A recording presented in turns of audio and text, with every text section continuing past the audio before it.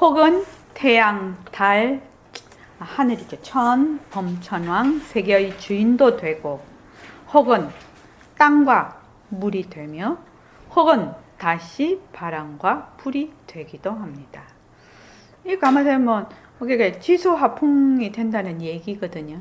그러니까 인연과 조건에 따라 그렇게 놔둔다. 이게 완전 불이법문입니다. 그죠? 근데 몸뚱이 내다라고 해버리면 말이 안 되지만, 내가 바탕으로서의 허공으로서의 내라고 하면 여기에 나 아닌 것이 무엇이 있는가 이 말이거든 지금.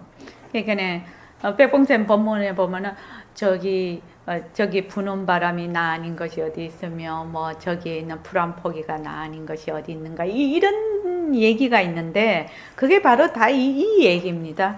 그러면 입처가 어디에 있느냐? 입처라고 할 것도 없지. 바로 빛깔도 소리도 냄새도 없는 일체만법의 바탕자리이기 때문에 모든 모습이 나 아닌 것이 어디 있는가 이 말이죠. 이게 지금. 그래서 겁증이라는 것은 세상입니다. 그러니까 세상에 전염병이 돌면 온갖 약초가 되어 나타나서 만약 그것을 복용하는 사람은 병도 낫고 모든 독기도 제거합니다. 또 세상에 기근이 들면 몸으로서 음식을 놔두어서 먼저 줄이고 목마름을 구제하고 그 다음에 법으로서 사람들에게 알려줍니다. 그러니까 되게 아프고 배고파 죽겠으면 병부터 치료해주고 배고픈 거를 좀 해결을 해줘야 그 다음에 법도 공부를 할 수 있지. 아프고 되게 목마른 사람, 배고픈 사람에게 법을 해준다고는 되는 일이 아니죠. 그 얘기입니다. 또 세상에 도병의 날이 전쟁이 일어나면 이 말입니다. 도가 이 칼도자에 그 병사들 할 때 그 병자죠. 그러니까 세상에 전쟁이 일어나면 그들을 위하여 자비심을 일으켜서 저 모든 중생들을 교화해서 다툼이 없는 땅에 머물게 합니다.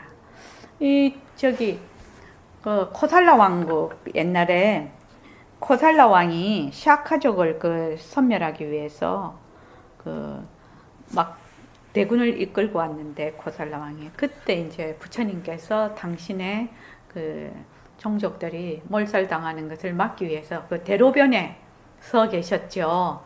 근데 이제 우리가 생각하는 그 대로변하고 인도의 그 뜨거운 햇빛, 우리 왜 여름에 되게 뜨거울 때 햇빛에 오래 서 있으면 그 일사병 걸려서 죽잖아요. 그런 데 서 있었다는 겁니다. 부처님이 그 그늘에 안 들어가시고 떼학볕에 딱 서가지고 있어서 그러니까 그 코살라 왕이 왜 그 그늘에 들어가서 계시지 왜 이렇게 떼학볕에 계시냐고 그랬더니 내 고향 나무 그늘만 하겠느냐 그렇게 얘기를 했다고 합니다. 그 코살라 왕한테. 그래서 코살라 왕이 딱 그걸 알아듣고 철군을 했다고 합니다. 부처님께서 당신의 나라를 침범하지 말아라. 자기 샤카족을 좀 살려줘라. 이 말로 알아듣고 철군을 일단 하고 나중에 또 한 번 침공을 했다고 합니다. 그래서 부처님이 이 떼학볕에 그때 굉장히 오래 서 계신 그 후유증으로 그 뒤에 몸이 굉장히 쇠약해지셨다고 합니다. 이게 지금. 그래서 만약 큰 전쟁이 일어나서 서로 대등한 힘으로 버티면 보살의 위세를 나타내어 항복시켜 화평하게 합니다. 일체 국토 중에 어떠한 지옥이라 하더라도 곧바로 그곳에 가서 힘써 그들의 고통을 건져줍니다. 그러니까 지장보살이 그는 원을 세우고 계시죠. 지옥의 문에서 문 앞에서 이 중생들이 다 그거 할 때까지 그 고통에서 해결될 때까지 나는 부처가 되지 않겠다. 뭐 그런 원을 세우신 보살입니다. 일체 국토 중생 중에 축생들이 서로 잡아먹으면 다 그곳에 태어나서 그들을 위하여 이익되게 합니다. 이것도 축생들이 누구나 다 축생으로 태어났잖아요. 태어나서 서로 잡아먹잖아요. 이렇게 서로 잡아먹는데 거기 이 보살의 입장에서는 스스로 거기 태어나시는 것이고, 뭐 그렇게 소몸도 받고 뭐 계몸도 받고 뭐 이렇게 하시는 것이고, 우리 같은 사람은 어리석어서 태어나는 거지요. 그래서 내가 손지 갠지도 모르지요. 좀 그런 거죠. 오욕을 받는 것도 보이고 다시 참선하는 것도 보여서, 오욕을 막 누리는 것도 보이고 또 참선하는 것도 보여서 마군의 마음을 어지럽게 해서 마군이 번뇌가 나를 어지럽히는 기회를 얻지 못하게 합니다. 불 속에서 핀 연꽃이 가히 희유하죠. 불 속에서 핀 연꽃이라고 또 유명한 말입니다. 그지요? 이거 화중생연화가 화중생연화 이런 말이 아주 유명한 말입니다. 이게 불 속에서 핀 연꽃이 가히 희유하듯이 욕심 중에 있으면서 선을 행하는 희유함도 그와 같습니다. 욕심 중에 있으면서 선을 행하는 희유함도 그와 같습니다. 혹은 음탕한 여자가 되어 모든 호색한 들을 유인하여 먼저 욕망의 고리로서 끌어들인 후에 부처님의 지혜에 들게 합니다. 그러니까 말하자면 도인의 방편은 도저히 범인으로서는 상상을 초월하는 거지요. 그때 어느 선상가 그분은 자기 어머니를 굶겨서 돌아가시게 했거든요. 굶겨서. 그는 얘기 들어보셨죠? 어떤 선사가 자기 어머니를 굶겨서 돌아가시게 했는데 나중에는 어머니가 이제 돌아가시고 나서 얘기를 하셨다는 거지. 하늘에서 음성이 되면 너가 아니었으면 내가 지옥에 가서 얼마나 고생을 할 건데 너무 고맙다. 그런데 이제 보통 사람들은 엄마를 굶겨서 죽이니까 저런 불효한 자식이 어디 있냐고 난리가 났지요, 그때. 그래서 백봉 선생님 일화도 그런 게 있습니다.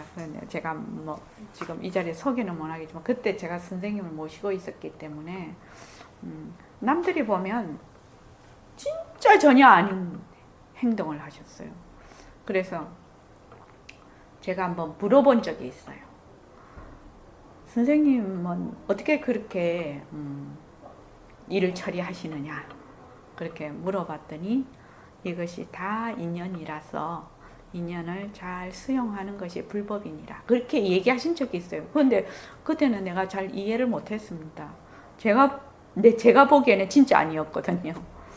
예, 그런 일이 있었습니다. 그래서 이걸 보면 우리가 생각하지 못하는 그런 게 있구나 하는 생각도 듭니다.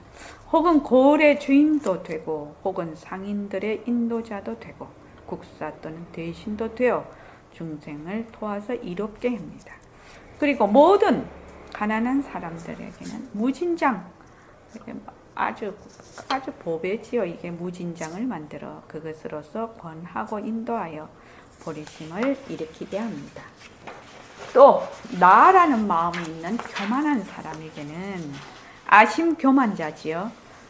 그러니까 교만한 게 어디서 일어나느냐면 나라는 데서 일어나거든요. 나가 없으면 교만한 마음이 일어날 이유가 없지 않습니까? 윤학의사님 어째 생각하십니까? 나라는 마음이 없으면 교만한 마음이 일어나겠습니까? 일어날 수가 없겠죠. 일어날 수가 없습니다. 그래서 저도 항상 조심을 하는데 저 사람이 나에게 특히 나보다 나이가 어리거나 또는 좀 형편이 못하거나 이런 것은 전부 다 이 뭐라고 할까 사는 사람 세상에서는 참 상대적이지 않습니까? 상급자건 하급자건 재산이 있건 없건 학벌이 있건 없건 여자건 남자건 나이가 있건 없건 하여튼 그런 어떤 상대적인 데서 저 사람이 뭐를 했는데 살짝 서운해 내 마음에. 그러면 뭐예요? 나라는 마음이 있는 교만한 자거든요. 나라는 마음이 있는. 그래서 내가 몸뚱이 내에 들어앉았구나 이렇게 순간적으로 딱 붙잡아서 편한다 것이다. 이렇게 이제 하죠. 그러면 이제 그게 이제 사그러지는데, 그래서 나라는 마음이, 이게 나라는 마음이 있으면 교만한 마음이 생기게 마련이지요. 나는 이러한 사람인데 하는 것이 있으니까 어쩔 수가 없죠. 교만한 사람에게는 큰 역사로 나타나서 들뜬 마음을 소멸 항복받아서 무상도 위 없는 도에 머물게 합니다. 이렇게 나라는 마음이 들뜬 마음이거든. 이게 나라는 마음이. 그러니까 그 다음에 혹은 음욕을 여임을 나타내어 오신통의 선인이 되어 모든 군생들을 계도하여 계율과 인욕과 자비에 머물게 합니다. 이를 도와줄 사람을 찾으면 바로 그 사람의 어린 종이 되어 나타나서 그의 마음을 기쁘게 하여 도심을 일으키게 합니다. 그러니까 모든 이 지금 보살이 나타나서 하시는 일은 그 사람으로 하여금 도심에 들게 하는 거지. 뭐 종이 되어 나타나든 선인이 되어 나타나든 뭐 역사가 되어 나타나든 뭐 앞에서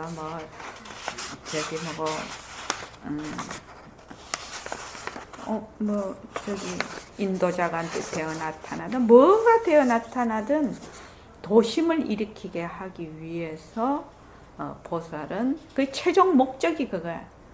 무엇을 하든지 도심을 일으키게 하는데 최종 목적이 있는 겁니다.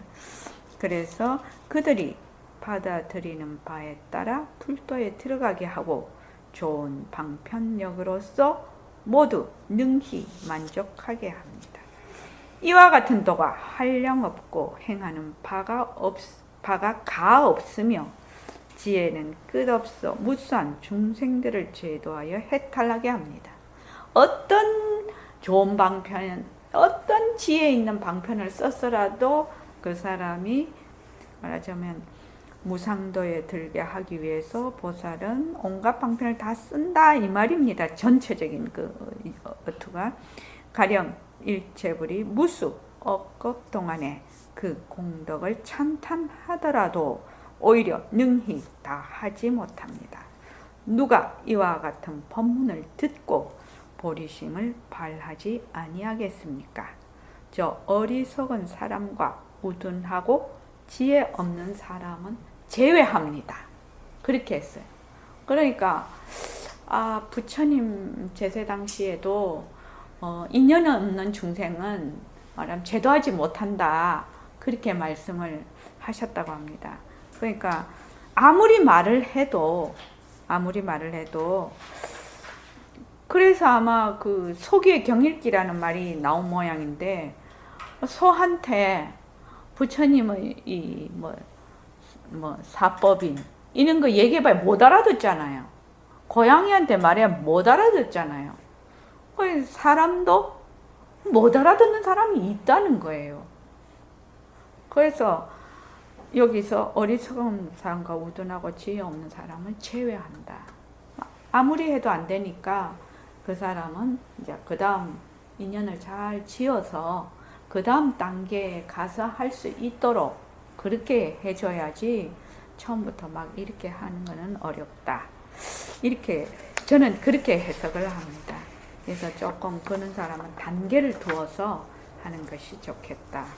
그래서 한번 여러분들께서도 말을 이렇게 전법을 할 때도 정말 시가 안 막히는 사람들이 있거든요. 그런 사람들은 전법하려 하시지 말고 그냥 놔두세요. 그거는 안 됩니다. 어렵습니다.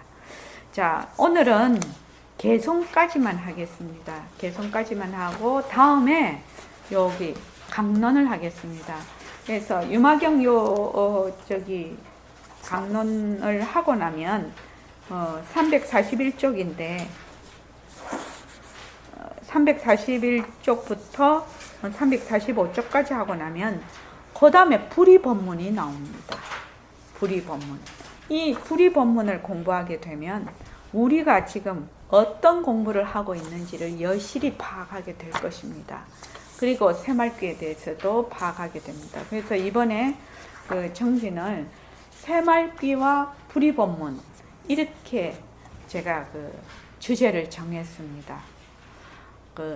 그래서 이 불이법문에 들어가는 이 공부도 될 뿐만 아니라 새말귀를 아주 정확하게 파악할 수 있는 그런 계기가 되었으면 좋겠습니다. 그래서 많이 동참하시기 바랍니다.